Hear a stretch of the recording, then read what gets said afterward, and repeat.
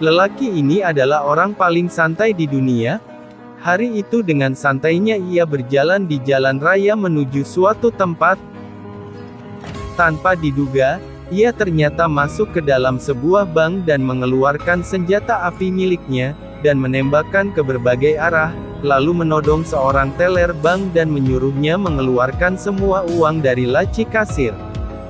Adegan kemudian berpindah ke sebuah kenangan masa lalu, di mana kita diperlihatkan oleh seorang gadis cantik yang terlihat sedang duduk di suatu kampus yang terlihat megah, nampak pula anak lelaki yang sebelumnya kita lihat di sebuah bank tadi. Karena merasa penasaran, sang gadis akhirnya memberanikan diri untuk menemui lelaki tersebut setelah keluar dari kampus. Setelah pertemuan singkat itu, akhirnya timbullah benih-benih cinta di antara keduanya. Mereka berdua pun sering melakukan pertemuan dan melakukan berbagai kegiatan bersama dan mereka pun memutuskan untuk menjadi sepasang kekasih. Karena keterbatasan ekonomi, anak lelaki tersebut melakukan berbagai pekerjaan untuk menghasilkan uang, mulai dari menjadi koki di sebuah restoran, hingga berusaha meminjam sejumlah uang di bank, hanya untuk menyenangkan anak gadis yang ia cintai. Dan untuk menghilangkan rasa bosannya, ia mengajak beberapa sahabatnya untuk berjalan-jalan dan menikmati hidup yang mulai terlihat membosankan. Suatu saat, di sebuah taman bermain, tanpa sengaja ia bertemu dengan kekasih pujaan hatinya tersebut. Namun, kali ini ia masih dalam keadaan mabuk, yang disebabkan ia baru saja selesai mengkonsumsi beberapa obat-obatan terlarang.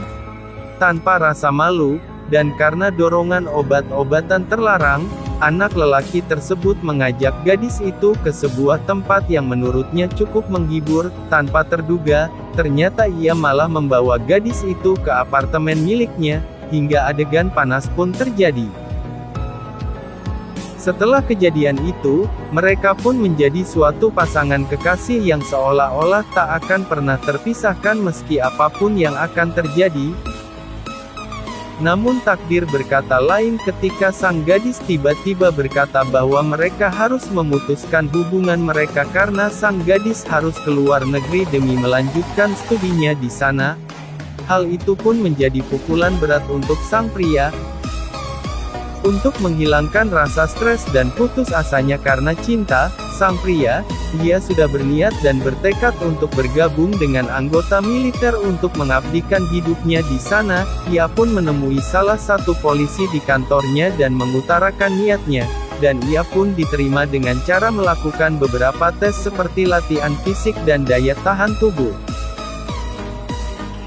Suatu saat, lelaki tersebut ditelepon oleh pacarnya. Ia hendak bertemu dengannya sebagai salam perpisahan. Sebelum akhirnya ia berangkat, dan mereka pun sepakat bertemu di restoran tempat ia bekerja. Tanpa diduga, ia melihat gadis tersebut bersama lelaki lain dan membuat ia sangat cemburu.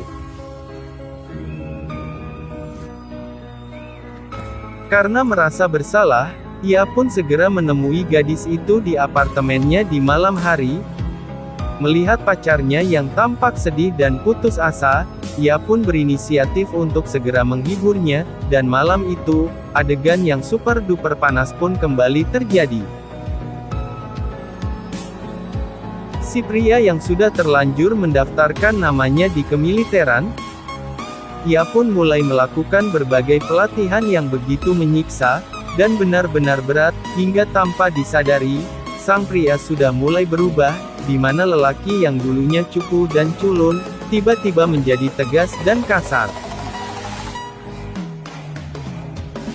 Setelah masuk di kemiliteran, ia mulai terlibat pada aksi pertempuran dan peperangan, pertumpahan darah, kematian dan aksi kekerasan seolah-olah menjadi makanan sehari-hari baginya. Tanpa sadar ia mulai berubah menjadi orang lain, di mana ia mulai menjadi kasar dan keras. Meski demikian, ia tetap berhubungan dengan sang gadis lewat telepon, dan mereka berjanji akan menikah setelah ia kembali dari kemiliteran. Akhirnya hari yang ditunggu-tunggu pun tiba. Ia telah menyelesaikan tugasnya, Dan ia pun mendapatkan penghargaan dari komandan militer karena aksi patriotismenya. Ia pun menikah dan hidup bersama sang gadis. Akibat pertempuran dan kekerasan yang dialaminya, bayangan akan kematian, darah, dan kekerasan selalu menghantui dirinya. Akhirnya ia mulai depresi dan mudah marah.